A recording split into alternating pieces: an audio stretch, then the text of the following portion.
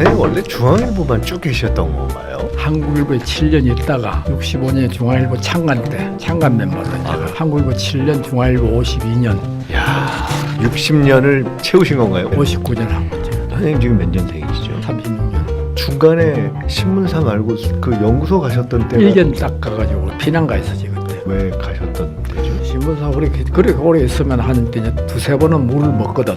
신문사 자체로는 현업으로 편집국장 하시고 올라가는 거는 부사장까지 올라갔지. 이사, 상무, 전무, 예. 부사장, 대기자를 상무에서 시작을 한 거예요. 상무 대기자, 전무 대기자, 부사장 대기자. 후배가 부사장이 되니까 같이 둘 수 없으니까 고문 대기자. 때 대기자. 선생님 전에 대기자가 있었나요? 없었어요. 중앙일보가 만들어가지고 처음에는 대기자 깔깔 웃었다고. 다들 하나씩 또 대기자를 하는데 그게 전부 이제 유명무실 되지. 일본에는 대기자라는 게 있나요? 없어요. 프랑스에는 대기자라는 타이틀이 있어요.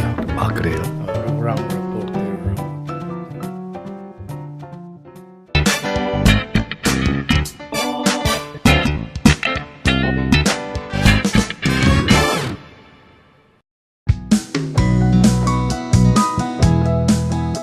안녕하십니까. 민주연구원의 공부하는 대담 민주공대. 오늘은 아주 특별한 교수님을 모셨습니다.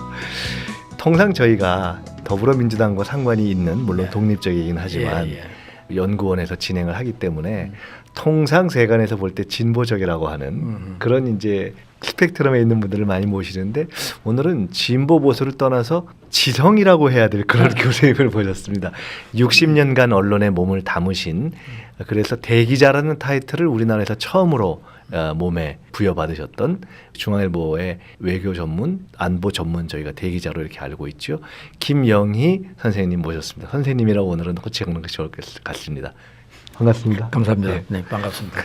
그 대기자를 명예로서의 대기자 말고 일로서의 대기자는 오늘 현재까지 하고 계신가요? 아니면 이제 또 완전히 작년에 그만두신 이제 거죠? 퇴사는 했고 네. 직장은 떠났고 예. 그런 이제 언론계는 아직도 이제 있는 셈이고 또 그렇지만 여전히 글을 쓰시지 그런 이제 않습니까? 중앙일보에 계속 칼럼을 쓰고 있고 예. 그러니까 이제 몸만 거기서 떠난 거고 거길 떠나니까 또 이렇게 또 불러주시고 예. 또 프리하다고 생각하시고 아니 조금 전에도 사실 시작하기 전에 여쭤봤습니다마는 대기자라는 것이 이제 그런 호칭은 지금 조금 전에 저희가 들었던 말씀에 의하면 프랑스에 그런 것이 있다. 네, 이러고 네. 우리나라에는 없었던 것이 우리 김영희 대기자를 네.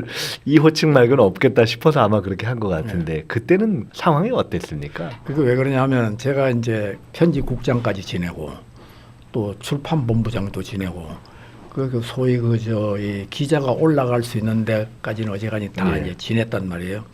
그 사람을 다시 취재 전선으로 내보내야 된다 이 말이에요.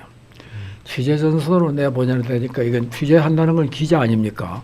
근데 그냥 근데 기자라고 그냥 기자는 보내기가 안 되고 그래서 앞에다 이제 대자를 하나 붙였는데 사실 처음에 대기자라고 할 때는 회사 당국이나 저 자신이나 정의를 어떻게 해야 할지 네. 이걸 뭘 하는 게 대기자인지 이걸 몰랐어요. 그래가지고 이제 회사 당국하고 저하고 그러면 대기자의 정의를 우리가 만들어 나가자. 아. 대기자를 이런 거라고 우리가 정형을 만들어 나가자. 예, 예. 이렇게 이제 약속을 하고 그걸 시작을 했어요. 그래가지고 그동안 이제 시행착오도 좀 거치고 예. 왜냐하면 처음에 이제 대기자가 중앙일보의 모든 해외 취재를 다 컨트롤하는 사실상 대외 담당 편집국장 같은 걸 했는데 편집국장한테 인사권이 있고 대기자한테는 담당이지만 인사권이 없으니까 그게 잘 안 돌아가는 거예요. 그렇겠죠. 그래서 이제 회사 당국하고 저하고 야 이건 안 되겠다. 그래서 그건 내놓고 그럼 순전히 대기자로서만 해라. 그러면 이제 과연 내가 대기자로서 밥값을 하겠느냐 이런 생각이 들잖아요. 네. 그러니까 내가 이제 개척을 해야 되지 않습니까? 그래서 개척을 하는 게 어디 이제 문제가 있는 지역 같으면 출장을 가고 네. 또 이제 그 세계 지도층 인사들을 열심히 이제 인터뷰를 하고 그리고 이제 칼럼을 쓰고. 그러면 그때 대기자 타이틀을 다신 때가 연령으로서는 몇이셨나요? 1995년이니까 59살 때. 야, 지금도 그렇지만 그 시절에는 완전히 이제 은퇴를 하고 뭐 집에 가서 있을 그런 연령이라고 생각할 때인데 예. 지금으로부터 어휴, 20년 전 아닙니까? 22년 전. 그때는 뭐 대기자라는 타이틀 여부를 떠나서 그렇게 현업에서 일을 한다는 게 언론계뿐만 아니라 정말 상상하기 어려울 때 그렇게 하셨네요. 엄청 파격적이고 혁명적인 그런 저거였죠. 그 뒤에 이제 각사마다 좋은 것 같아서 예. 대기자를 이제 제도를 뒀는데 다른 사회에서는 그게 잘 안 됐어요. 왜냐하면은 대기자가 성공을 하려면은 본인의 능력도 문제지만은 그거보다 도 인명권자의 강력한 의지가 있어야 돼요. 예. 근데 주인이 없는 신문사라고 한번 생각을 해보세요. 어떤 사장이 대기자 제도를 뒀는데 그 다음 사장이 딱 와서 보면은 대기자가 이게 운전수 있고 비서 있고 방 있고 이러면 가만히 계산을 해보면은 평기자의 한 4배 월급을 받는단 말이에요. 그럼 4사람 쓰지 왜 한 사람 쓰냐? 이래가지고 이제 없앨 수도 있는 거고. 그래가지고 유명무실로 네. 그냥 이렇게 되는 경우가 대부분이죠. 이 어르신의 함자를 가지고 제가 이렇게 말씀드리는 건 대단히 죄송합니다만은 함자를 놓고 보면 굉장히 대중적인 이름 아닙니까? 영희야 철수야 할 때 그 영희 아닙니까? 근데 제가 지금 보니까 생각이 드는데 자꾸 하신 이영희 선생님 같은 경우도 하여간 당대의 정말 어떻게 보면 정신으로 보면 살아있는 언론인이고 문장이 대단했던 분 아닙니까? 그 함자가 그런 어떤 글과 언론에 상관이 있나? 그건 뭐 상관이 우연의 일치고 그리고 이제 그분은 참 저는 뭐 족탈불급이고 제가 따라갈 수도 없는 거죠. 제가 참 가까이 지내고 이제 그런 분인데 제가 많이 배운 분이죠. 이게 제가 정확히 들은 건지는 모르겠습니다만은 이게 실화인가 한번 여쭤봐야 되겠습니다. 혹시 저녁 약속을 잘 안 하시고 그래요. 예. 내가 스스로 안 하시고 책을 읽으신 내가 스스로 저녁 약속을 하는 경우는 거의 없으시고 안 해요. 왜냐하면은 저녁 약속을 하면은 아무래도 술 한 잔 먹게 되고 그러면 좀 정신이 멍해가지고 좀 책을 읽을 수가 없고 그런데 이제 대기자를 하면 아까도 얘기했지만은 누구를 인터뷰를 한다는 게 굉장히 품이 많이 드는 겁니다. 예를 들어 학자를 하나 인터뷰를 하려면은 그 사람의 저서를 대부분 읽어야 되잖아요. 그래서 소설가 작가 인터뷰가 제일 어려워요. 그렇군요. 내가 이제 노벨 문학상 받은 작가를 2사람을 인터뷰해봤는데 일본의 오에 겐사부로 터키의 파묵을 했는데 이 사람들이 책이 많아요. 그러니까 이제 그걸 읽지 않으면은 독서를 안 하면은 대기자를 할 수가 없어요. 그거는 제가 원래 지금은 이렇게 정치의 길로 빠졌습니다만은 원래 제가 대학을 갈 때 꿈이 기자였습니다. 그래서 기자하고 앵커하고 인터뷰하는 게 꿈이었는데 선생님 말씀을 들어보니까 혹시 그래서 지금 이제 흉내를 좀 내보려고 이렇게 하고 있는데 소설가 인터뷰를 하지 말아야 되겠군요. 이게 굉장히 어렵겠는데. 아니 좋은 출중한 기자가 됐을 거예요. 한 가지 잘하는 사람은 다 잘합니다. 아이 감사합니다. 제가 그걸 왜 여쭤봤는가 하니 이현영 선생님도 저녁 약속을 안 하시고 그래서 전에 누구랑 말씀을 나누다가 저희 같은 범인과 다른 이 천재의 영역에 해당하는 분들은 그런가 보다 그러셨는데 그러면 몇 살 때부터 그렇게 저녁 약속 안 하고 그 시간은 주로 독서를 하셨을 거 아닙니까? 그런데 이제 편집국장을 할 때까지는 저녁 약속이나 술을 안 먹을 수가 없어요. 그건 어쩔 수 없으니까. 편집국장이라는 게 그 이후에 사단장이니까 항상 매일 저녁 기자들 데리고 나가가지고 해석을 해야 되는데 그 다음에 이제 대기자 되고부터는 대기자라는 거 이거는 독서가 뒷받침이 한 인풋이 없으면은 아웃풋이 나올 수가 없는 거거든요. 그야말로 글을 쓰는 거에 전념해야 되는 시기부터는 거기에만 집중하셨군요. 그렇습니다. 그리고 이제 제가 이제 대기자의 정형을 만든다고 그랬잖아요. 그래서 제가 이제 정한 모토가 한국 문제를 국제적인 콘텍스트에서 본다. 국제 문제를 한국의 콘텍스트에서 본다. 영어로 써서 죄송합니다만 Korean relevancy, 한국의 적실성. 이걸 본다. 왜냐하면 저기 한국 문제가 지금 한국 문제가 아니지 않습니까? 남북 문제가 국제 문제고 북한 문제가 지금 국제 문제가 되어 있기 때문에 독서도 폭이 또 엄청 또 이게 넓어야 돼요. 좀 그저 역사적인 사례 같은 것도 들어야 되고 그래서 저는 이제 그 독서를 이 층을 둬가지고 말씀 나온 김에 독서법 좀 한번 최근에 어떻게 보시는지 이런 것도 한번 말씀 좀 여쭤보고 저는 이제 독서를 정보를 얻기 위한 독서. 그건 요새 유행하는 책 같은 거 이런 거 막 나오잖아요.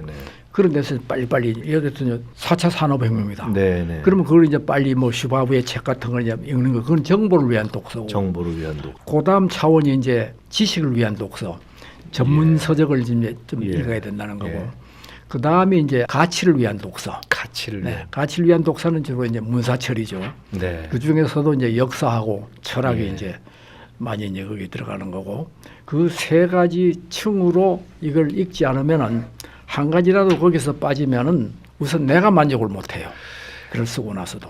워낙 책을 많이 읽으시기 때문에 사실은 정말 좋은 책을 뭐 한 권 또는 몇 권 추천해 주십시오라는 청을 드리는 것이 좀 적절치 않을 것 같고 그런 책들을 어떤 경우에는 여러 권을 동시에 보는 스타일이 있고 뭐 그렇지 않습니까? 선생님 경우는 어떠신가요? 제가요 엘빈 토플러 있지 않습니까? 예. 미래의 충격 쓰는 사람. 이 양반하고 이제 인터뷰를 하고 식사를 하면서 네. 이렇게 앉아가지고 서로 당신은 책을 어떻게 읽느냐? 당신은 책을 그쪽에서 나한테 먼저 물었어요. 네, 네. 그래서 내가 한 권만 가지고는 도저히 안 된다. 대개 네. 한 세 권을 동시에 읽는다. 예, 예. 그랬더니 거기 앉아가지고 내 무릎을 탁 치면서 나도 그렇게 한다 이거야. 현업에 종사를 하면서 그 현업을 위한 독서는 네. 하나 읽고 그 다음에 또 하나 읽고 이렇게 되지가 않는다고요. 읽다가 예를 들면 이놈을 하나 읽고 있는데 하도 재미가 있어 읽고 있다가도 그만 칼럼 쓸 차례가 돌아온다. 그러면 이놈을 잠깐 놓고 칼럼 쓰는데 필요한 책을 또 읽어야 되는 거거든요. 마치 여러 일을 동시에 해야 되는 것처럼 그러면, 그에 예, 필요한 예. 책을 같이 이렇게 그 읽게 대개 보면 되는군요. 한 세 권 정도는 항상 예. 떠 있어요 이렇게. 최근에 보고 계신 책을 그냥 꼭 이 책이 최고다라고 추천받긴 제가 말씀드린 것처럼 좀 그렇고 요새 가장 오늘 어제 이렇게 최근에 뭐 읽고 계십니까? 지금 읽고 있는 책들은 전쟁에 관한 책들. 전쟁에 요새 이제 관한 한국 안보 책들. 상황이 이러니까 아, 그러니까 예, 이제 예. 전쟁은 왜 일어나느냐 뭐 어떠냐 이런 거 이제 네. 마한의 해군론 같은 거 네, 이런 거 하고 네. 그 다음에 이제 병기 체계 예. 이거 하고 특히 이제 요새 빠져 있는 건 고대 중국의 병서들 손자병법이나 육도 삼약 같은 거 이런 거 왜 그러냐 하면은 지금 이제 그 미국에서 말이에요. 네. 1949년에 중국이 공산화가 되지 않습니까? 네. 그때 미국에서 어떤 치열한 반성이 일어나고 논쟁이 일어났느냐 하면 누가 중국을 잃었느냐? 누가 중국을 잃었느냐? 잃었느냐? 예. Who lost China? 예. 이 논쟁이 치열하게 일어나 가지고 네. 이게 메카시즘까지 발전을 합니다. 네. 이놈들 때문에 우리가 중국을 네. 잃었다. 네. 근데 네. 요새 미국에서 어떤 반성이 일어나고 있느냐 하면은 우리가 중국을 제대로 아느냐?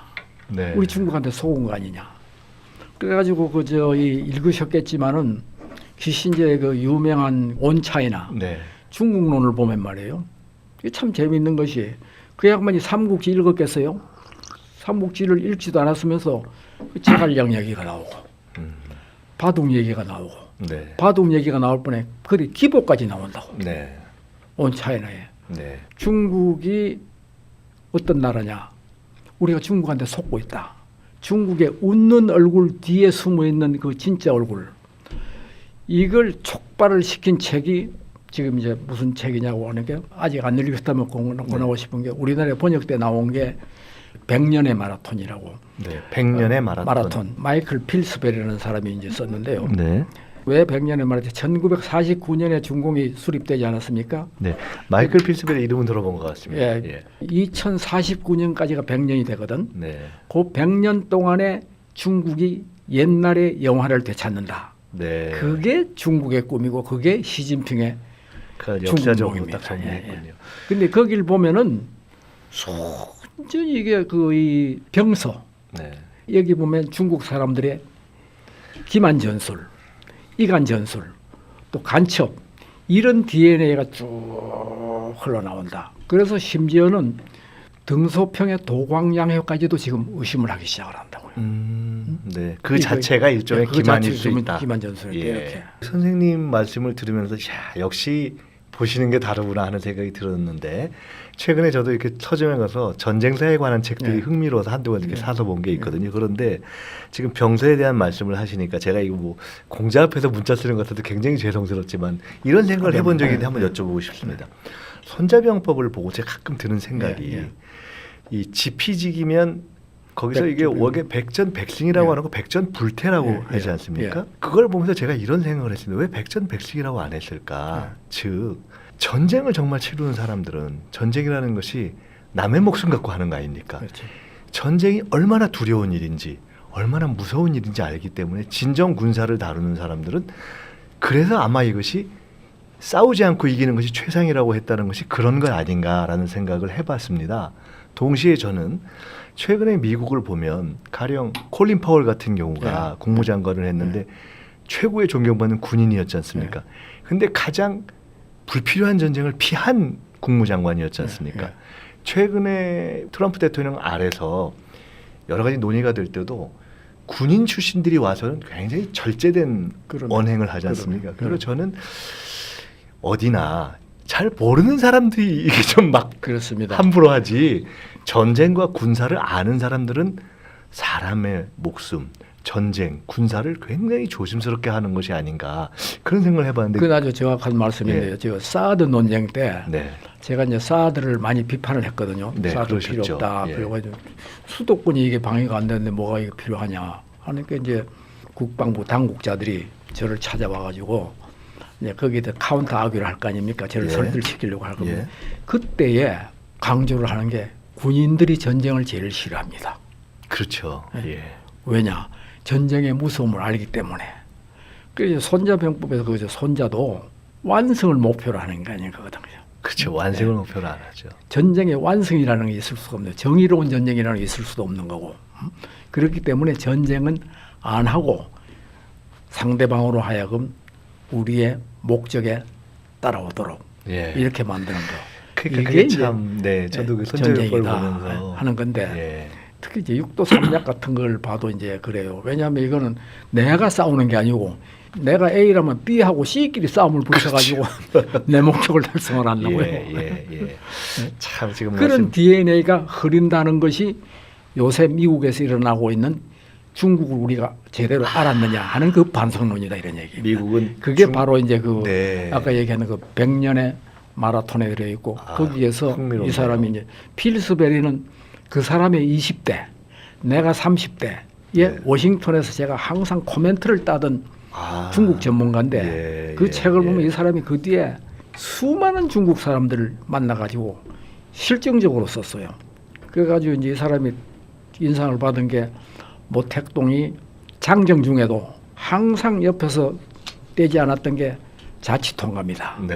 자치통감이 나오는 거. 우리나라에 번역되는 게 한 30몇 권이 된다고요.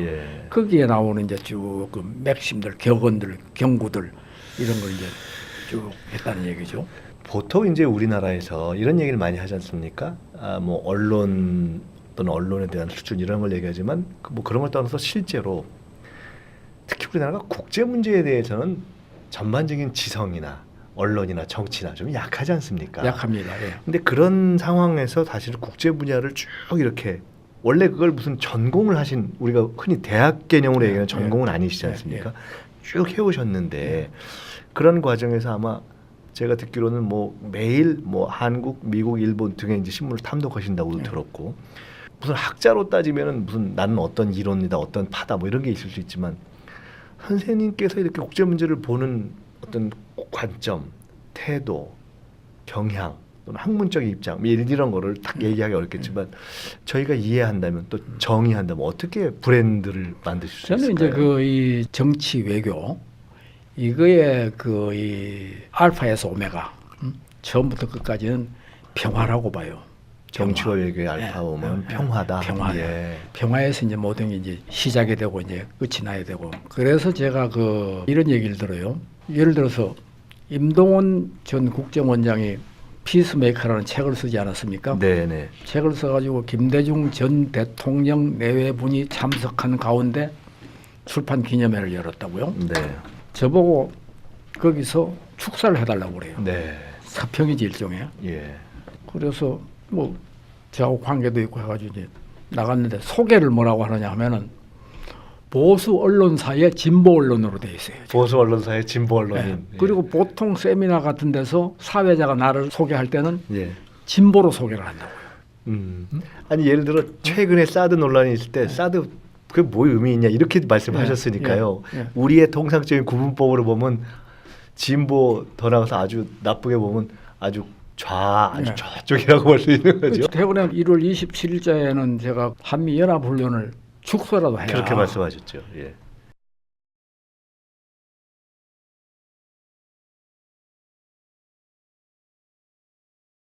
그랬더니만은 이건 한겨레 신문보다도 더하다. 거의 저 옛날식으로 보면 거의 고정간첩 수준으로 그 보수 언론에 숨어 계셨던 진보 언론이 그런 얘기를 하는데 예. 그래서 이제 저는 햇볕 정책 네. 그리고 이제 화해 협력 정책 예. 그러니까 김대중 정부에서 노무현 정부까지의 정말 예. 앞장서서 그걸 지지를 하는데 왜냐하면은 통일은 잠시 미뤄놓고 네. 평화부터다. 네. 그게 평화 정책이거든요, 사실은. 그래서 그걸 이제 지지를 했던 겁니다. 근데 평화를 지향하는데 평화를 위한 조건이 있죠. 네. 그게 뭐냐면은 북한으로 보면은 북한 나름의 억지력 갖는 거고 네. 우리로 보면은 북한의 그 핵미사일의 위협에 대한 가능한 강력한 억지력을 가져야 된단 예. 말이에요. 그래서 B-1B나 B-52나 F-22 랩터 같은 전략 자산들이 많이 이제 와야 되고 항공모함 전단도 와야 되고 강력한 억지력을 바탕으로 한 평화. 왜냐하면 저쪽에 실제 현실적인 위협이 있으니까. 네. 네. 그럼 뭐냐? 통일하자고 하는 거냐? 네. 그걸 가지고는 통일이 안 되는 거거든, 그거는. 그렇죠. 예? 이거는 전부 반통일적인 이거란 예. 말이에요. 우선 평화에다가 우선 평화. 목적을 두고 통일은 멀리 있는 골포스트로 설정을 해놓자 이런 얘기입니다. 뭐 선생님이 워낙 이렇게 폭이 넓으시기 때문에 우리가 통상 좋아하는 딱 어떤 브랜드를 붙이기 참 죄송스럽지만 굳이 해본다면 평화를 원칙에 삼고 이건 한반도 관점에서도 그렇고 정치 외교 일반을 보는 관점에서도 평화를 중심으로 평화를 원칙에 놓고 그걸 풀어가는 방법을 진보 보수를 뛰어넘어서 가장 현실적인 방법을 추구하는 평화지향의 리얼리스트적 관점이다. 이러면은 어느 정도 이해가 될까요? 뭐 그렇게 얘기할 수 있습니다. 저희가 시작하면서 어떻게 보면 조금 추상적이다 싶은 말씀을 꽤 했는데 저는 굉장히 사실은 말씀드리면서 이게 의미 있다고 생각 들었습니다. 왜냐하면 우리가 보통 남북 관계를 얘기할 때 너무 현안 중심으로 얘기하는데 말씀을 듣다 보니 아까 피스메이커 했던 임동원 장관도 사실은 군인 출신 아닙니까? 그렇습니다. 근데 피스메이커시고 손자병법의 손자가 그 전쟁의 신인데 사실은 싸우지 않고 클라우제비치의 전쟁론도 사실은 목적을 달성하는 정치로서 본 거기 때문에 저는 선생님을 말씀을 들으면서 이게 정말 평화를 위한 궁극적 목적을 잊지 않으면 안 되는구나 생각이 딱 이해가 그렇습니다. 됐습니다. 그런 관점에서 우리는 정치, 외교, 군사 모든 문제를 본다는 전제하에서 이제 조금 더 현안으로 들어가 보겠습니다. 아까 말씀처럼 선생님은 현안으로 들어가면 소위 이야기하는 보수 언론사에 몸담은 분으로서 참 독특하게 뭐 사드를 포기해야 된다, 한미 훈련을 축소해야 된다 이런 말씀을 하셨는데 우선 조금 더 큰 거 하나만 더 여쭤보겠습니다. 역대 대통령들이 있지 않습니까? 가령 그중에 특히 외교와 관련해서 좀 이렇게 획을 그은 분들이 가령 노태우, 김대중, 또 노무현, 또 이명박 박근혜 이렇게 있는데 가장 인상적인 참 저 사람은 외교는 참 잘했다 이런 인상을 가지시는 분이 어떤 분이신가요? 그야말로 저 노태우 대통령이라고 생각합니다. 예. 왜냐하면 이제 김대중 대통령하고 노무현 대통령은 꽉 막힌 남북 관계의 그 새로운 모델을 이제 제시를 했지만 91년에 나온 남북 기본 합의서 같은 거는 지금까지 남북 간에 이루어진 합의 중에서 가장 잘 된 것이고 완성도가 높죠. 그것뿐 아니라 노태우 대통령 시절의 정부에서 북방 정책을 해가지고 우리가 소련하고 그 당시는 소련입니다. 사실, 러시아가 아니고 소련하고 그걸 갖다가 틀었다는 건 사실 지금 생각해 보면 수교를 한 거거든요. 그게 이제 엄청난 전환이죠. 튼 거란 말이에요. 그래서 큰 외교, 우리 하나의 그 터닝 포인트, 전환기를 가져온 외교. 여기에서는 노태우 대통령이 난 첫손을 꼽는다고 생각을 하고, 그 다음에 이제 아까 그 이명박 박근혜 전 대통령을 언급을 하셨습니다만은 클린턴 때 우리가 기억하듯이 조명록 차수가 워싱턴을 가고 올브라이트가 북한을 가고 그래가지고 이제 그때 만약에 엘 고어가 대통령에 당선됐더라면은 클린턴이거나 엘 고어가 갈 뻔했단 말이에요. 그 이제 직전까지 이제 갔는데 그런 사태까지 이제 있었는데 6.15 공동선언이라는 것도 말이에요. 우리가 언젠가는 통일이 될 텐데 통일이 오거나 통일을 하거나 이렇게 될 텐데 그때 되면은 6.15 때 합의한 느슨한 연방제 이게 하나의 토대가 네. 이제 틀림없이 될 거란 말이에요. 예. 그 다음에 14선언에서 나온 제가 거기서 제일 높이 평가하는 것은 서해 평화 번영 지대를 만드는 거란 말이에요. 예.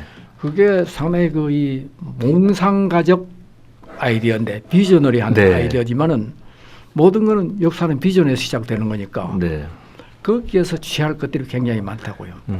이걸 이명박 박근혜 정부 9년 동안에 W 부시의 ABC 클린턴은 건 모든 걸 뒤집는다. 네. 올밭 클린턴 하듯이 이걸 다 뒤집어 가지고 이제 지금 이제 네. 여기까지 온 거거든요. 예. 그래서 이게 이제 일종의 이제 리액션을 반동적인 이제 네. 역사를 거죠. 다시 뒤로 돌린 퇴행적인. 네. 그 이제 역사의 시계를 이제 거꾸로 돌려버린 거죠. 예.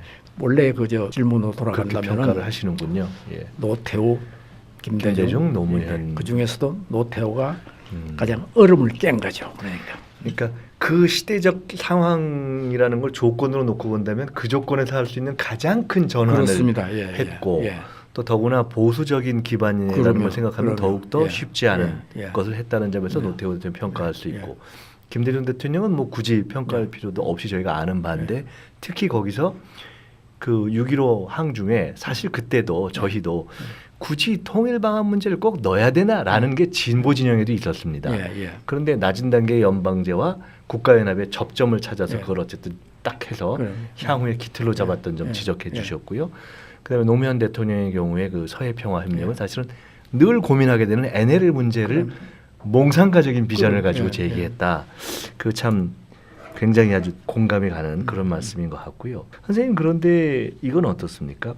이제 문재인 대통령이 많은 사람들이 저 양반이 외교를 알까? 이러고 시작했는데 얼마 전에 여기에 이종석 전 통일부 장관을 모시고 말씀을 나눴는데 진보 보수에서 협공을 좀 받았지 않습니까? 문 대통령이.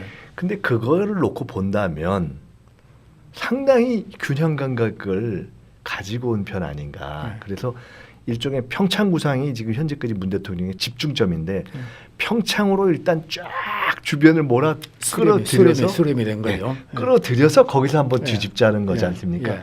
일단 평창 구상의 전략적인 어떤 구상 이거는 잘 맞은 것이다 이렇게 보시는가요? 전 그렇게 봅니다. 네. 그래서 이제 이 평창을 유치한 거는 이명박 정부 때지만은 그러나 이제 그 뭐 누가 유치했건 간에 아무리 재료가 좋아도 요리하는 데에 따라서 이제 그게 맛이 달라지지 않습니까? 그런데 이제 거기서 보면은 문재인 대통령 내지는 그 주변에 전략적 마인드를 가진 분들이 분명히 몇 분이 있다고 생각을 해요. 저는 그 외교 안보 라인 사람들 머리에서 나왔다고는 생각하지 않아요. 그분들 내가 좀 안다고 생각하기 때문에 전략적 마인드라는 게 딱 그 전술적으로 평창 올림픽만 잘 치르자 이게 아니지 않습니까? 평창 올림픽만 잘 치러 가지고는 그거는 의미가 없지 않습니까? 우리 형편으로는 평창 올림픽을 어떻게든지 남북 관계 개선, 북미 관계 개선 이렇게 가지고 평화를 지향하는 어떤 그림을 만들어내야 된단 말이에요. 거기서 토대를 만들어내야 된단 말이에요. 그런 의미에서는 지금까지는 잘 되고 있고 그리고 이제 곧 트럼프 대통령 딸도 이제 이방카 그럼 이제 이방카를 좀 아버지한테 얘기 잘 하도록 해가지고 왜냐하면 워싱턴에서 나오고 있는 메시지들이 상당히 상충적인 것들이 많이 나오거든요. 그리고 우리가 좀 혼란스러워요. 그러니까 이제 상충적인 게 때린다는 건지 얘기한다는 건지 지금 한쪽으로 여러 얘기가 수렴이 돼야 되는데 아까도 이제 군인들이 그 전쟁을 싫어한다고 그러지만 다행히도 틸러슨 장관이 대화판에다가 거기에 군인 출신인 매티스 장관이 거기에 지지를 하고 팀업이 돼 있단 말이에요. 아직은 이제 맥메스터 국가안보보좌관이 하나 정도 지금 제일 하고 있는데 그런데 이제 이 트럼프는 그 제가 보는 이 사람은 전형적인 장사꾼이거든. 돈 되는 거는 뭐든지 한다고요. 그래서 트럼프는 전쟁보담도 전쟁 위협을 해가지고 최대한 얻어내는 거기서 최대한 얻어낸다. 그래서 내가 한 가지 이제 그럴 시간이 있으면 비사를 하나 말씀드릴게요. 원비어 사건 기억나시죠? 원비어 작년 사건 있죠. 7월인데 이번에 연설에서도 아버지를 이렇게 세웠던 북한에 억류됐더니 돌아와서 죽은 학생인데 그게 이제 7월인데 고전에 6월까지 어떤 일이 있었느냐면은 이거는 신문에 보도도 안 되고 네. 저도 쓸 수도 없고 이제 이런 네, 겁니다. 네, 왜냐하면 네. 너무 그 오프 더 레코드로 예. 들어가지고 근데 미국에서 네.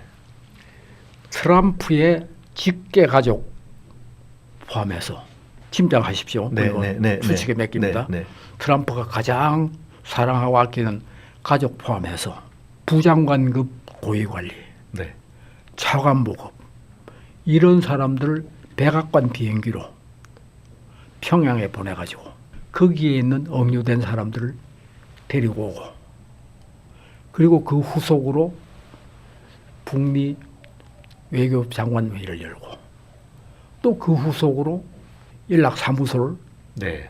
상호 설치를 하고 예. 여기까지 얘기가 갔었어요. 그거는 이제 원비어 그때 거기까지 직전까지. 진도가 나갔다는 근데 이제 그게 말씀이죠. 북한 체제라는 게 아시다시피 예. 당 체제하고 이쪽에 이제 그런 거는 외교부에서 네. 하는데 예. 외교부에서 이쪽에 하는 일을 원비어 관리하는 이쪽을 몰랐었던 거예요. 아, 예. 그래가지고 이제 마지막에 돼가지고 이제 그 추진을 하려고 보니까 막 자꾸 걸리는 거예요.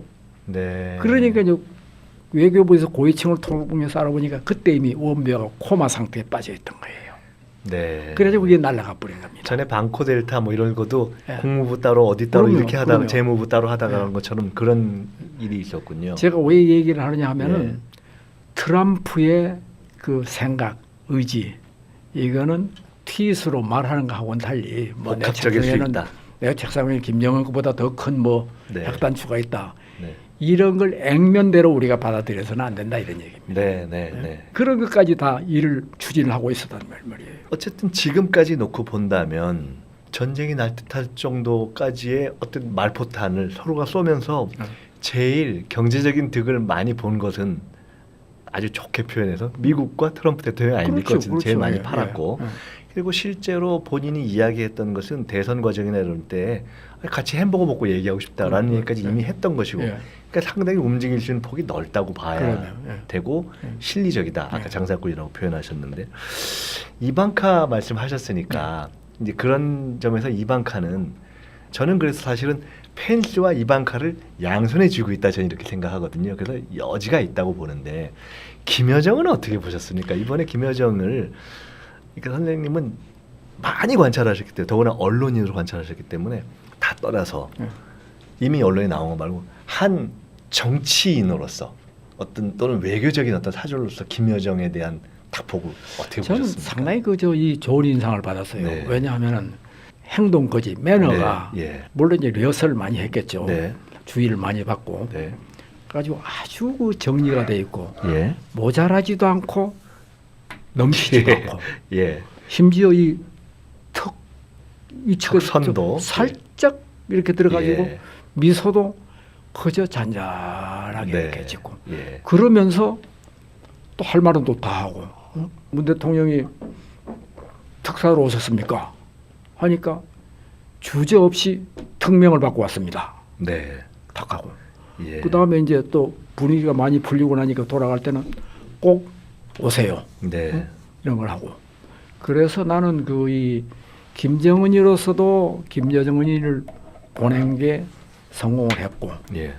우리로서도 김여정이 온 게 네. 다른 누가 온 것보다도 이제 김영남은 이제 저희 네, 상징적인 네, 인물이니까 네. 이제 그쪽을 부족분을 채워주는 거고 상당히 피차 성공을 했다고 이렇게 생각을 하는데 요걸 이제 우리가 살려야 되는 거지. 그렇죠. 후속이 문제, 평창 예. 이후가 문제인 예. 거죠. 그러니까. 농담처럼 저도 잘한다고 얘기를 하다가 아마 30대 정도의 나이에 전 세계 가령 뭐 로얄 패밀리 왕족이라 치더라도 예. 훈련받은 정도, 태도, 뭐 표정, 구사한 언어, 예. 정치적 메시지를 전달하는 예. 방법 이런 것에 있어서 야, 그거 상당히 수준이 그게 이제 우리가 피적할 그 정도로 저희 찾기가 그 만만치 여자의 않겠다. 그 바디 랭귀지로 읽어야 되는데 예. 바디 랭귀지로 예. 그러니까 이제 말하는 것만 메시지가 아니라 네. 그 여자의 그 매너, 예. 움직임 하나하나가 전부 그게 네. 메시지가 담겨 있는 거거든요. 네. 그런 관점에서 본다면은 김정은이는 이쪽에 자기가 보내고 싶은 메시지는 충분히 다 보냈는데 보냈다. 문제는 그게 뭐냐, 예. 그 배우가 뭐냐, 예. 김정은이의 속셈이 뭐냐 이제 이거죠. 자, 그러면 배후는 속셈이라는 건 항상 있는 거 아닙니까? 네. 진정한 속셈은 까고 양파처럼 있는 것인데 김여정이라는 그 메신저를 통해서 지금 말씀하신 드러난 언어와 드러나지 않는 언어, 표정, 매너 다 포함해서 세계와 대한민국 국민들에게 보여주고 싶은 메시지는 여러 가지 게 뭐였을까요? 그거는 이제 우리는 말하자면 세계가 아는 것처럼 또 온 세계가 달려들어서 압박을 하고 제재를 가하는 것처럼 그렇게 불량 국가가 아니다 하는 그런 그 미소 작전. 네. 네. 이걸 이제 세계를 향해서 이제 발신을 하는 거죠. 네. 그래가지고 노리는 거는 국제 제재 완화. 네. 이쪽 이제 분위기 메이킹을 이제 하는 거고. 그 다음에 이제 조금 우리가 좀 악의적으로 해석을 하자면 네. 실제로 그런 여론이 많으니까 네. 악의적으로 해석을 하자면 한미 동맹을 이간질하려고 하는 거다. 네. 네. 제가 이제 여기 이것 때문에 오늘 아침에 나오면서 어젯밤에 급히 미국에 있는 제일 잘한다고 생각되는 전문가한테 메일로 이제 네, 한번 확인을 하셨군요. 예, 인터뷰를 했어요. 메일로 인터뷰를 하니까 역시 제일 먼저 드는 게 동맹 이간질이더라고요. 근데 그거는 이 사람 얘기가 바이파티산이라는 얘기예요. 초당적인 상당히 초당적인 분인데 초당적인 그렇게 보시는군요. 네, 미국 내에서. 근데 그걸 우리가 그게 사실이다 아니다. 왜냐하면 김정은의 속마음을 어떻게 읽어요? 네. 사실이다 아니다를 떠나가지고 우리는 그러한 생각을 갖고 있는 미국을 상대를 해야 된단 말이에요. 미국이 그렇게 보고 있다는 걸 우리는 중시해야죠. 그걸 또. 중시를 해야 네. 된단 말이에요. 예. 그러니까 거기에다가 우리는 공공외교, 특히나 의원 외교가 중요하다고 보는데 네. 아시다시피 미국의 정치는 국회에서 다 하는 거니까 네.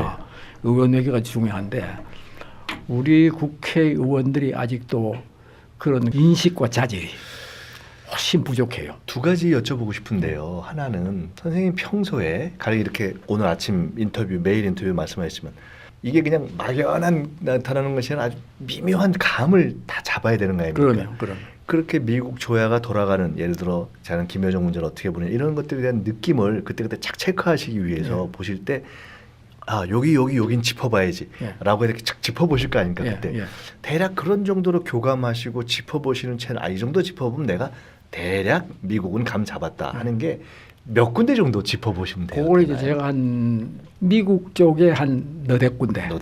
그것도 이제 좀 안배를 해가지고 뭐 보수, 색깔도 온건, 안배하고 진보 예. 이제 안배를 해가지고 이제 항상 언제든지 대답을 줄 수 있는 사람들이 이제 가지고 있는 거죠. 이번에도 지금 한 3월 1일 날 풀 페이지 4,500자 원고를 써요. 네, 그것 때문에 이제 너댓 군데 이제 이렇게 예. 보내놨는데.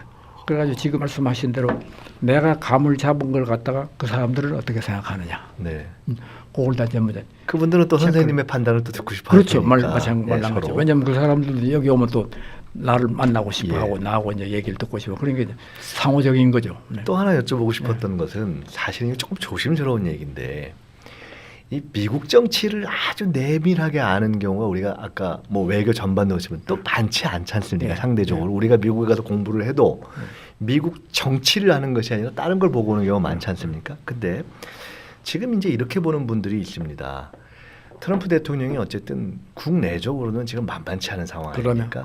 더구나 이제 중간 선거가 11월에 있는데 지금 여러 가지 이슈들이 있기 때문에 경우에 따라서는 그 상하원 선거 결과에 따라서 생각보다 상당히 어려워질 수 있다. 그래서 그것 때문에 우리가 주고받았던 돈 들어가는 일들을 잘 조절해 가면서 해야 되고 동시에 여러 가지 미국의 정세에 대비하면서 미국은 한국에 비해서 실제로 상원이 엄청나게 중요하지 않습니까? 그래서 이럴 때일수록 트럼프 대통령만 바라보는 것이 아닌 상원 외교를 굉장히 해야 된다라는 얘기들을 하고 전 굉장히 그게 맞다고 보거든요. 특히 지금은 그렇다. 이게 변화하기 때문에 그런 점에서 우리가 과거에 뭐 박동선 스캔들도 있고 등등 하지만 사실은 잘 아시겠지만 미국 대사도 사실 상원들 만나기가 우리 국회의원들보다 훨씬 세지 않습니까? 어떻습니까? 우리가 이제 우리나라에서 상원 외교를 제가 이제 실제로 있었던 일을 제가 말할게요. 우리나라에서는 상당히 높은 지위까지 올랐던 그런 국회의원이 한 분 미국을 갔어요. 가면서 트럼프하고도 통할 수 있는 그쪽에 그 소스를 소개를 받아가지고 갔어요. 근데 결과적으로는 그걸 못 살리고 돌아왔어요. 그래서 그걸 소개한 사람이 저한테 전화를 해가지고 상당한 실망을 표현을 하더라고요. 그래서 지금 말씀하신 대로 우리 국회의원들이 의회 돌아가는 메커니즘 이걸 좀 알아야 돼요. 특히 그 중에서도 외교 문제에 대해서 상하 양원에 다 외교위원회가 있지 않습니까? 네. 그리고 이제 또 돈줄 쥐고 있는데 네. 이런 사람 돈줄 쥐고 있는 사람들은 그 사람들을 하라고 하니 그 사람이 정부에다가 얘기를 네. 할 수가 있는 거거든요. 그래서 의원 외교가 네. 중요하다. 그 다음에 미국에서 또 중요한 것이 팅크탱크들입니다. 네. 우리나라는 뭐 예. 그런 예. 게 그 정도 팅크탱크가 없는데 미국한테 팅크탱크가 중요하기 때문에 뭐 그래서 브루킹스, 거기서는 헤리티지 뭐 이런 등등. 공공 외교가 네. 굉장히 이제 중요한 거고 그러니까 이제 학자들도 세미나 같은 거 포럼 같은 거 뭐 우리나라처럼 많이 열리는 나라가 없다고요. 네. 근데 나가 보면은 99%가 똑같은 얘기를 하고 어제 여기 가서 듣고 그 다음날 저기 가서 들으면 똑같은 얘기가 뱅글뱅글 회전도처럼 이렇게 한단 말이에요. 그러니까 좀 그러질 말고 그 틀에서 좀 벗어나가지고 영어로 out of the box thinking 네. 상자 네. 밖에 예, 예. 상투적이 아닌. 예, 상투적이 아닌 거 생각할 수 없는 걸 좀 생각하라 이런 얘기죠. 말씀 듣다 궁금해지는 것이 사실은 한반도 자체가 중요해지기 때문에 그 어제 선생님 스트래트포라는 예, 그 스트레이트 있지 않습니까? 예, 그 이제 프리드만이라는 분이 쓰는 굉장히 흥미로운 민간 CIA 예. 분석이라고 하는 저도 그걸 재밌게 보거든요.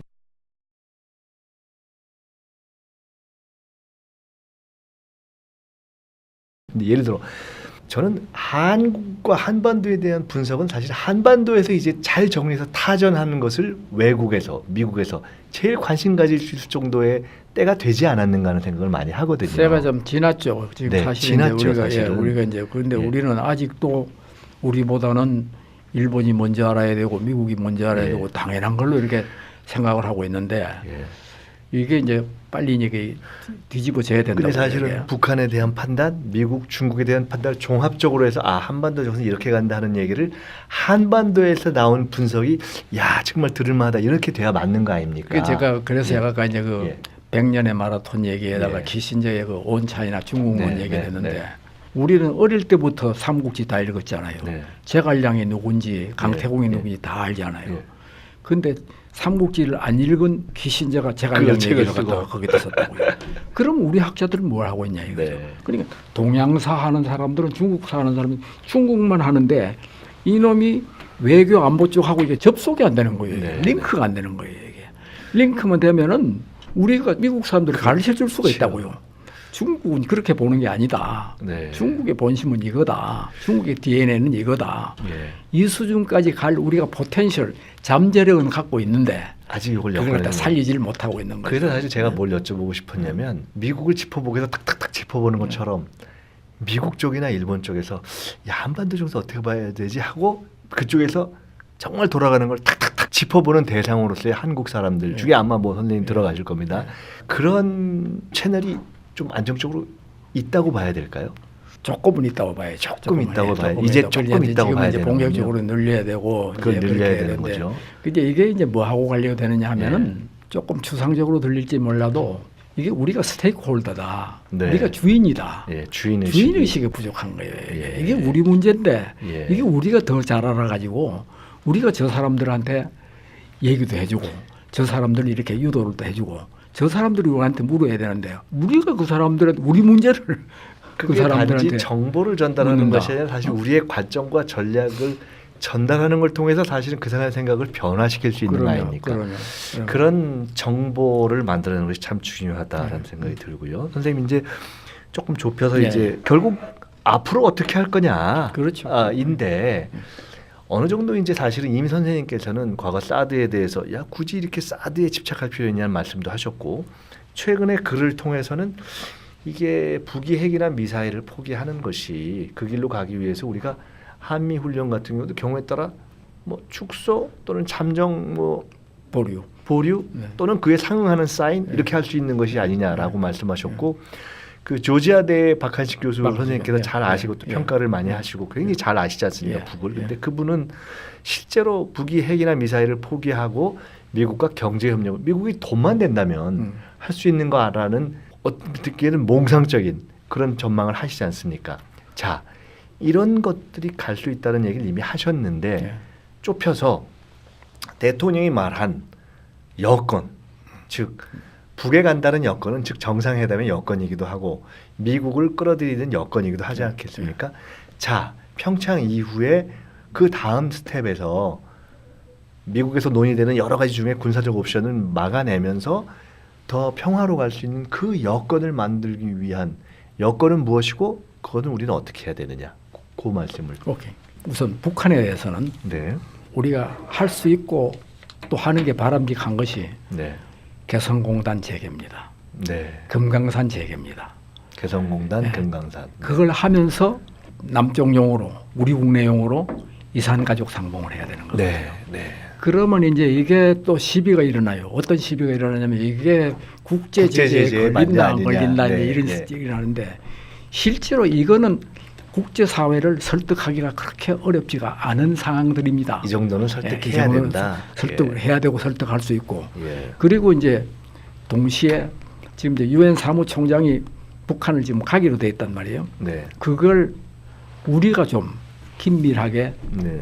참여를 해가지고 네. 가급적 빨리 우리 메시지까지 예. 좀 가져가가지고 예, 이제 예. 가도록 이렇게 하는 거고. 네. 그러면 이제 미국이 남지 않습니까? 네. 미국이 남으면 너희들 왜 개성공단 그거 하느냐, 왜 금강산 그거 하느냐, 그게 위반 아니냐. 그런데 그것도 미국이 우리가 과거에 그런 것도 설득 안 했던 것도 아닌 거고. 그리고 또 충분히 설득 가능하고 또 설득해야 되고 네. 그러자고 외교가 있는 거고 외교 예, 넓은 예, 의미의 예. 외교 말입니다. 예. 예. 외교부가 하는 외교 안보라인이 하는 외교하고 의원 외교하고 공공 그렇죠. 외교가 다 있는 예. 거란 말이에요. 이 중에서도 중요한 게 의원 외교다 이런 얘기입니다.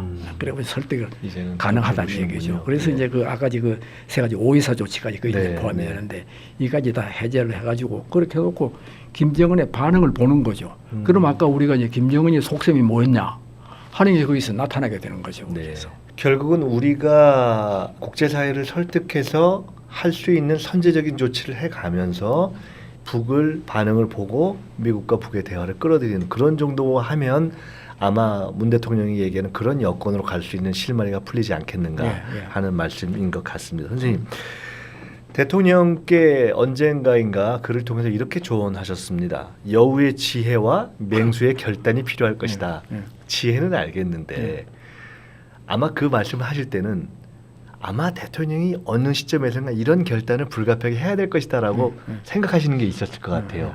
그 결단이 때로는 보수를, 때로는 진보를, 때로는 중국을, 때로는 미국을 약간은 불편하게 만들 수도 있는 그러니까 결단 아니겠습니까? 어떤 결단을 저는 이 생각하셨습니까? 미국을 염두에 두고 예. 이제 트럼프와의 문제 이걸 이제 염두에 두는 건데요. 트럼프는 제가 볼 때는 네. 나르시시스트적인 네. 그 저게 있어요. 네. 그래서 칭찬해주면 되게 좋아하고. 네. 그리고 이제 이방카도 이번에 오면 틀림없이 또 비즈니스 얘기도 사업 얘기도 나올 겁니다. 거기도 상당히 정치, 비즈니스 예. 모두에 다 예, 예. 상당히 어떤 그것도 저희가 좀 있는 것 해주고 같아요. 네. 그런 식으로 해가지고 트럼프를 갖다가 지금까지는 이제 말하자면 미국 대통령은 무조건 우리보다는 한 수 위인 걸로 이렇게 이제 돼 있는데 근데 문 대통령도 보면 이제 정치판에서 그 상당히 산전수전 그다 네. 겪은 분이고 그렇죠. 그리고 이제 큰 일도 해봤단 말이에요. 그저이 정상회담 추진 준비위원장도 해보고 네. 이제 이렇기 때문에 그리고 이 문 대통령이 제가 볼 때는 조금 당돌할 정도로 과감하다고 생각해요. 네. 용기가 있다고 생각해요. 예. 그래서 나는 충분히 트럼프와 속된 표현으로 네. 맞짱을 뜰 수 있다. 네. 난 그렇게 생각하네. 제가 이제 그걸 이제 생각 생각을 염두에 하면서 두신 이제 거군요. 아까 선생님께서는 문 대통령 주변에 꼭 외교안보 라인이 아니더라도 전략적 사고를 하는 사람들이 있는 것 같다라고 네. 말씀하셨는데 저는 그 말씀이 그럴 것 같다라고 생각을 하면서 동시에 문 대통령 자신이 우리가 통상 생각하는 것보다 훨씬 전략적 균형 감각이 본능적인 수준으로 몸에 배어 있는 것 아닌가. 네, 저도 그러겠어. 라고 생각됩니다. 사실은 최근에 보면서 평창으로 다 끌어들이고 이렇게 하고 북의 이런 반응까지 나온 다음에는 우리가 우물가에서 죽는 먹는 건 아니다.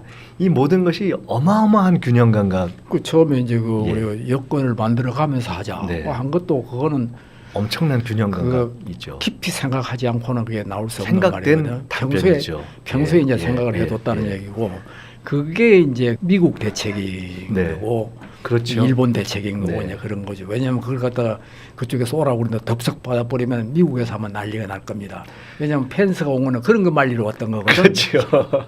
그러니까 펜스를 통한 그쪽은 이제 안심을 시켰으니 네. 이제 이방카 쪽인데 선생님 어떻습니까? 아까 이제 장사꾼이라는 표현도 하셨지만 굉장히 실리적이고 네. 좌에서 우 또는 굉장히 폭이 넓을 수 네. 있는 실리를 생각하는 분인데 트럼프 대통령에게 우리가 제시할 수 있는 여러 가지 중에 노벨 평화상을 한번 타봐라. 그런 정도로 큰 그림을 그려라는 거. 저희가 트럼프에게 제시할 수 있는 뭐 언명하든 아니든 그렇죠. 그런 미국의 정치에 제시할 수 그게 있는 이제 꿈 그게 아니겠습니까? 먹힐 수 있는 것이 예. 트럼프가 이제 아까도 얘기했지만 이제 그 나르시시스트적인 성향이 대단히 높은 사람이고 네. 칭찬받기 좋아하는 사람이고 생색내기 좋아하는 사람이고 네. 이번에도 평창도 다 그 내 덕이다. 네. 이런 식으로 이제 얘기를 하고 그러니까 너 당신 이거 하면 그 노벨상 받는단 말이야. 네. 이렇게 한번 그 저 얘기를 하면은 상당히 그 구미가 당겨 할 겁니다. 제가 그래서 김여정이 세계를 향한 진짜 대단한 이제 외교를 한번 한 거 아닙니까? 예, 예. 카터도 마음에 들지 않을 것이고 트럼프 입장에서는 누구도 마음에 들지 않을 텐데 이방카를 북에 보내서 한번 풀고 노벨 평화상을 본인이 받든 딸이 받든 하게 한다면 상당히 고민이 되지 않을까. 그러면 선생님 마지막 질문 드리겠습니다. 예. 선생님께서 이제 뭐 100세 시대이기 때문에 앞으로 건강하게 더 이렇게 활동해 주시길 바라고요. 아유 감사합니다. 이 정말 보수 진보를 떠난 지성으로서 또 리얼리스트로서 저희가 정말 말씀을 들으면서 어찌 보면 소위 진보적으로 생각했다는 사람들이 자기 검열 때문에 말 못하는 것을 말씀해 주신단 말씀입니다. 그래서 참 한편 감사하고 저희의 어떤 아까 박스에 아웃 오브 더 뜬 박스. 사그를 깨게 해주시는데 당대 선생님께서 사시면서 당대에 보고 싶은 또 예상하시는 한반도는 어디까지 가 있을 건가? 남북관계 측면에서 기대하시고 예상하십니까? 저는 이제 남북 불뿌리 교류를 통한 평화 공존, 네. 평화 예. 이걸 기대를 하고 예. 이거는 가능하다고 보고 가능하다. 왜냐하면 지금 이제 위에서는 지금 이제 뭐가 그림이 그려지고 있지 않습니까? 그 위밥 아니라 풀뿌리를 강조하신 거군요. 지금. 그런데 이제 불뿌리가 튼튼하지 않으면은 네. 바람에 흔들리는 나무같이 된단 말이에요. 예. 그러니까 불뿌리가 이게 단단해야 네. 여기가 이제 되는데 왜냐하면 할 게 많아요. 지금 이번에 저 평창에서 그걸 봤잖아요. 스포츠 교류, 문화 교류, 그렇죠. 또 이제 경평 축구 같은 거, 또 이제 시립교향악단하고 평양교향악단의 그 교차 연주 같은 거 네, 얼마든지 네. 많고 특히 고건 전 총리가 몇 년째 추진하고 있는 북한 그 산림 녹화 운동 네. 네. 이런 거는 북한에서도 굉장히 그 관심이 있어 하고 네. 그거는 이제 언제든지 여기서도 왜냐하면 네. 우리가 7, 80년대 했던 전문가들이 지금 다 이제 시간이 많고 그런 사람들 아닙니까? 네. 노하우를 갖고 있는 사람들이. 그러니까 그거는 뭐 사람도 있고 우리는 뭐 돈도 그 정도는 쓸 수가 있고 이런 거거든요. 그래서 이 불뿌리 교류 이것도 이제 독일 통일의 교훈이기도 합니다만 이거부터 이제 하면서 그렇게 하면 상하가 이렇게 이제 맞아야 된단 말이에요. 인원만 가지고도 안 되고 인원만 가지고도 안 되고. 참 오늘 선생님 말씀 참 아주 감사하게 들었고요. 제가 이제 오늘 말씀을 마치면서 이런 생각이 들어서 이런 말씀을 드리면서 이제 마무리할까 합니다. 풀뿌리 교류를 말씀하셨는데 오늘 아침에 제가 우연히 돌아가신 문익환 목사님의 네네.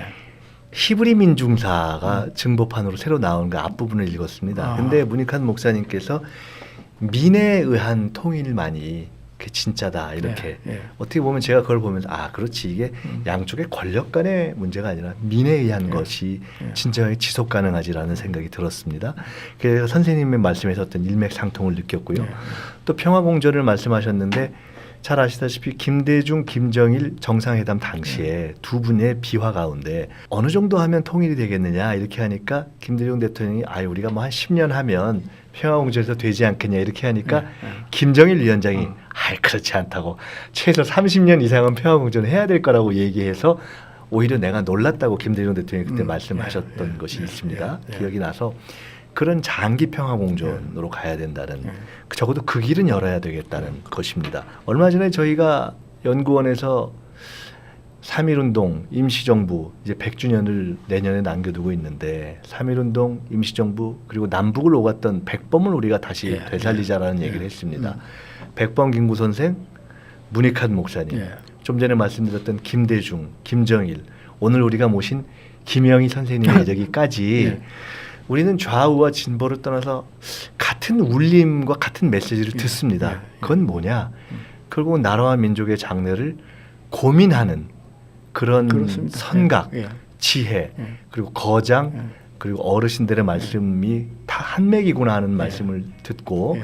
참 오늘 다시 한번 모신 거 잘 모셨다 생각이 들고요. 예, 감사합니다. 감사하고 더 열심히 활동해 주시고 대기자 타이틀은 뭐 회사가 나가시든 안 나가시든 상관없으니까 계속 써주시고 예. 저희들이 또 모시겠습니다. 그리고 예. 앞으로도 혹시 한미 관계라든가 이런 거에 저희들이 지혜를 예, 예. 여쭤야 될 때가 있으면 또 모시도록 하겠습니다. 감사합니다. 감사합니다. 예, 예. 예. 오늘 민주공대 이렇게 마치겠습니다.